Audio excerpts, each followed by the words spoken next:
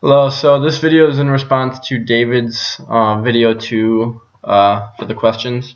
So for question 1, I couldn't remember it fully, but it was the quote at the ending of the quote was like, didn't become alive till discovered his invisibility.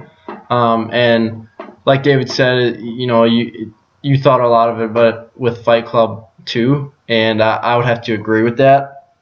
And just talking about the quote itself, I think that that's something that is very true. Just because if everyone was invisible, no one's gonna know what they look like until they find out themselves. Second question was about the similarity of consumerism between Fight Club and the invisibility, and I would have to say that they were pretty similar, I thought, and that consumerism is definitely not pleasant.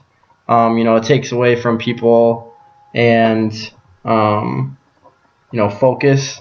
Sorry, I'm kind of reading off the notes that I wrote. So for the third question, insomnia and racism or mental illness in these two. And I thought Fight Club chose insomnia because it's more well known today and it's more respected. Not respected than racism, but not everyone looks at racism the way it looks at mental illness. And if you're thinking it from a business standpoint, if you see a preview with racism in it, it might deter certain people from the movie, just because they don't want to watch a movie with racism in it, because it is such a terrible thing.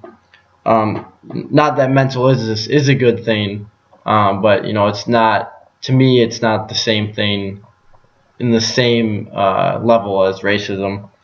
So that could have happened because in the business world, sales could have been worse, with racism than mental illness. And for Broadway and IKEA, IKEA is, you kind of build not yourself, but like your own world. You kind of do your own thing. Whereas Broadway, you go and pay to see something that's, Broadway, it's not your real life. So that's that, and that's my response to the questions.